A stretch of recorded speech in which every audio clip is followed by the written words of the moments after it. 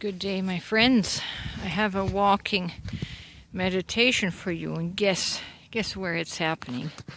I'm on my boss's RV camper, sweeping it off and getting it ready to cover, and my higher self consciousness just keeps on babbling and says, you gotta stop and record amusing. Hopefully I can recapture it now, because I had to go down and turn the tractor off so that it wouldn't be so noisy. How did it all start? Just give me a moment to reflect. Oh yeah, it is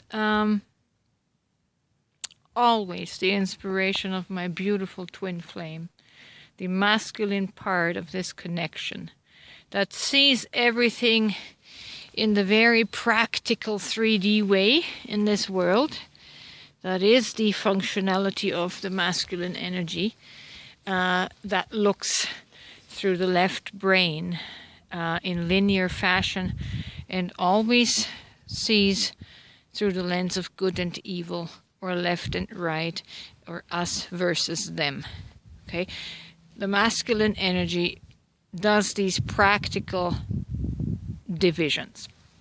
So my dear twin brought this to my attention for my divine feminine masculine to interpret and extrapolate and look and give you the lens through the divine feminine energy.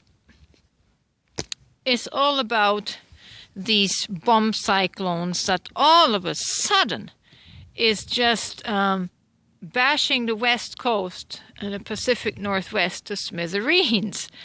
And of course, this is manipulated weather. You know, just have to pay attention to the words being used. Bomb cyclone. It's weather warfare. And of course, my twin, my masculine consciousness is wondering if this is some kind of punishment because of the elections. But that's the masculine energy going down that rabbit hole. Let me give you the divine feminine perspective of all of this, which is a higher perspective, is a 5D perspective of oneness. Okay. When we are just in masculine energy, in this left-right, good and evil paradigm, in the left brain, right? The linear brain that just dissects everything in straight lines and squares, square geometry. There is always that us versus them. This energy and this perception is going to keep you in victim mentality. And what does that do to your vibration? It holds you stuck in your lower three chakras, the root, the sacral, and the solar plexus, which are your survival chakras, your survival energies. And that's the realm of the divine masculine energy, or I should say the masculine energy.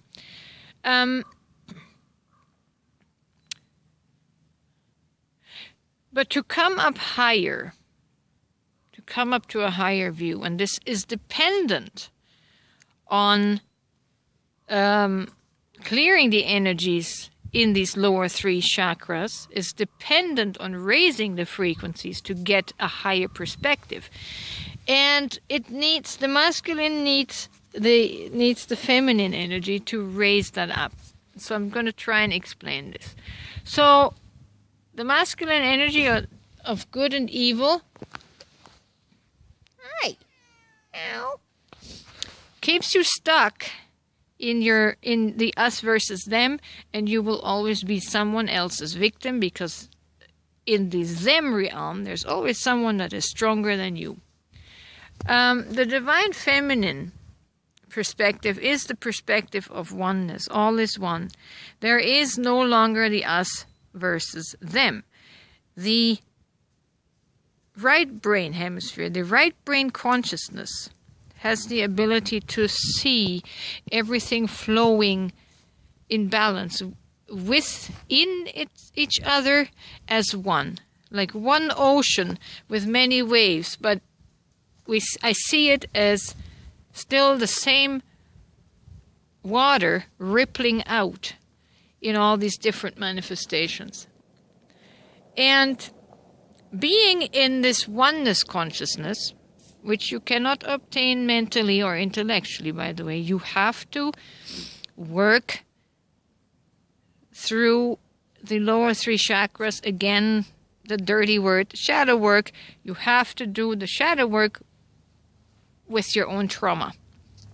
And then as you integrate that, love that, treat that with compassion, your frequency will rise to where you can see through the oneness lens.